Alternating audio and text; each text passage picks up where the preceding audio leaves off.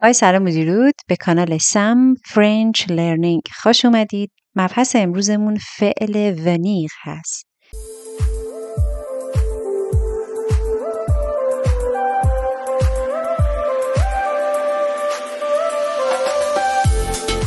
فعل ونیر به معنای آمدن هست. صرف فعل ونیر در زمان حال ساده برای جو ویان من می آیم. tu viens تو می آیی. tu viens il vient اون آقا می آید. elle vient اون خانوم می آید. ویان نخونین. وقتی به نه می رسین میخوایم بگیم ویان، نه رو بندازین توی بینی. ویان je viens tu viens il vient elle vient. تفاوت در نوشتنش هم دقیقا براتون مشخص کردم که بتونید راحت نوشتنش رو هم حفظ بکنید. je viens با اس، tu viens با اس، il و ال که رسیدم آخرش به جای اس ت میذارم. nous venons ما می آییم. vous venez شما می آیید. حالا به ایل و ال جمع رسیدم. ils viennent اون آقایان یا اون آقایان و خانوم ها می آیند. elles viennent اون خانوم ها می آیند. آخرش او انت می گیره. je viens tu viens il vient elle vient nous venons vous venez ils viennent elles viennent.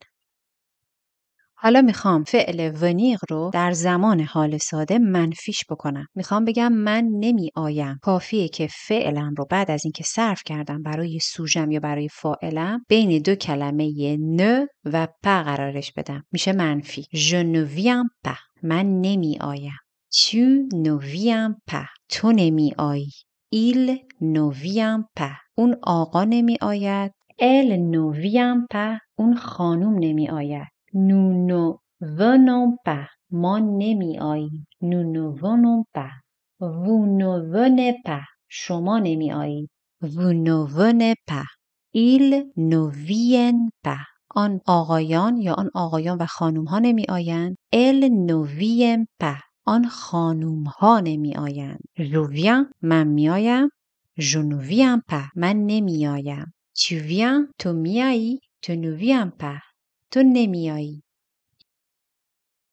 خب مثال میزنم. je viens d'Iran یه مثالیه که خیلی کاربردی و پر استفاده است. از ایران می آیم. اهل ایرانم. je viens d'Iran je viens de l'Iran اشتباهه. je viens d'Iran از ایران می آیم. d'Iran یعنی از ایران، از کشور ایران. یا je viens d'Afghanistan از کشور افغانستان میام.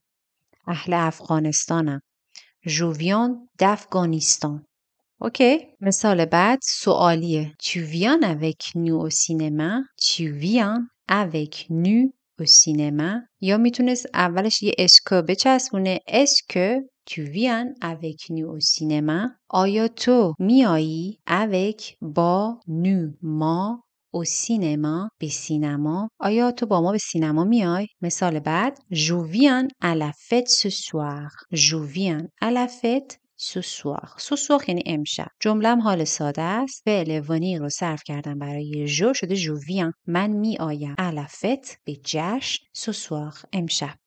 خب حالا میخوام فعل ونیر رو پس کمپوزه بکنم. برای پس کمپوزه کردن افعال در زبان فرانسه باید اولین کاری که میکنم نگاه بکنم فعلم جزو کدوم گروهه. ما یه گروه فعل داریم که بهشون میگیم افعال حرکتی، مثل aller sortir partir venir retourner و غیره. به این افعال میگن افعال حرکتی. اگر فعلم جزو افعال حرکتی بود فعلم باید با être به پس کمپوزه بره. اگر فعلم جزو افعال حرکتی نبود با avoir به پس کمپوزه میره. این شد قاعده کلیش. پس من نگاه میکنم ببینم فعلم جزو افعال حرکتی هست یا نه. فعل ونیر جزو افعال حرکتی هست. پس من باید برای پس کمپوزه کردنش اولین کاری که میکنم فعل être رو برای سوژم صرف بکنم. بعد از اینکه صرف کردم قسمت سوم فعل ونیر رو بهش اضافه بکنم و باید دقت بکنم که اگر خانوم هستم یا اگر جمع هست فاعل فعلم باید مراقب باشم که این او آخرش رو اضافه بکنم یا اسش رو اضافه بکنم. برای جو میشه je suis venu. je suis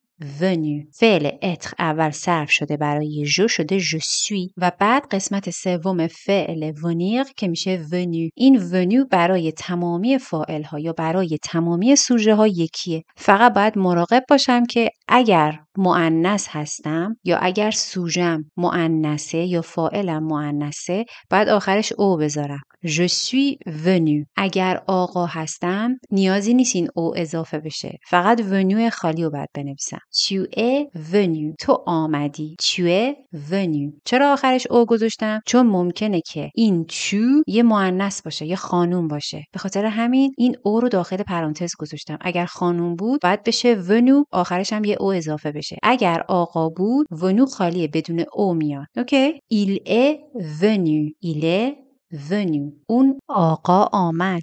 وقتی می نویسم il est venu این او نباید نوشته بشه. چرا؟ چون il مذکر دارم میگم اون آقا اومد، پس او آخرش نباید بذارم. او فقط برای زمانی هستش که فمینا باشه، ولی برای elle باید آخرش او بذارم. elle est venue. ونون باید با او باشه، بخاطر اینکه دارم میگم اون خانوم اومد. il est venu اون آقا اومد، بدون او elle est venue اون خانم اومد با او. nous sommes venus. nous sommes venus فعل اتر برای نو در زمان حال ساده صرف میشه، اول میشه nous sommes، بعد قسمت سوم فعلم venus قرار میگیره. منتها باید یادم باشه چون دارم میگم ما آمدیم، ما از یک نفر بیشتریم، پس باید حتما اس بگیره. ولی اگر این مایی که داریم میگیم ما آمدیم همه خانوم بودیم، باید venus به همراه او و اس باشه. nous sommes venus همراه او و اس یعنی ما خانوما اومدیم. اوکی؟ vous êtes venus. vous êtes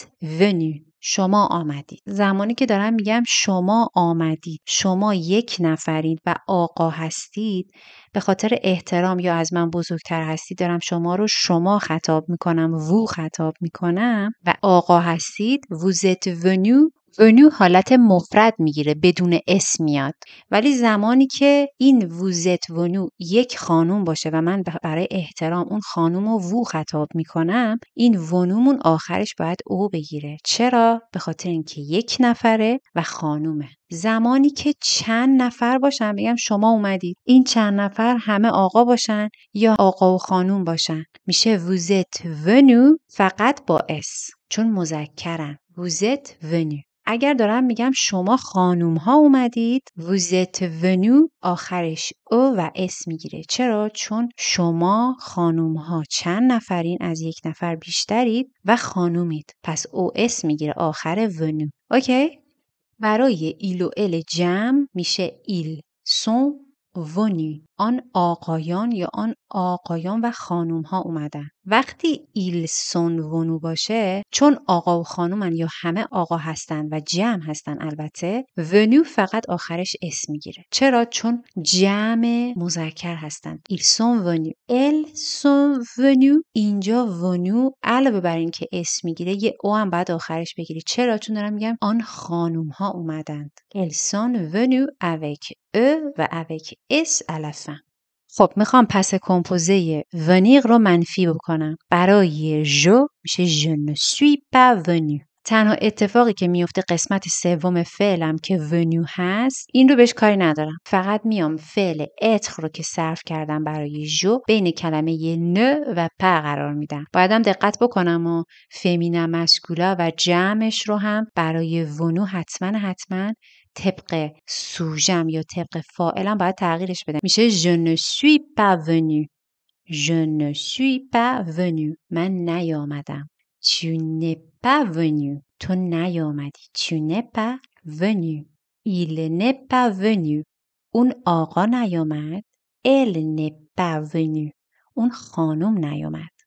nous ne sommes pas venus. nous ne sommes pas venus. ما نیامدیم.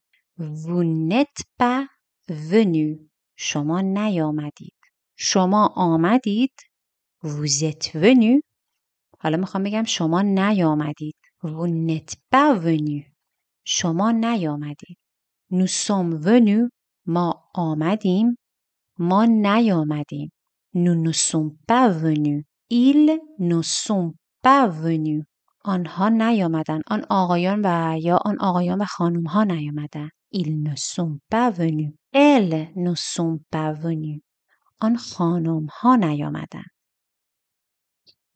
مثال با فعل venir زمان پس کمپوزه. Il est venu chez moi hier. این مثال خیلی ساده. Il est venu chez moi hier. اون آقا آمد. Il est venu خانه من chez moi hier.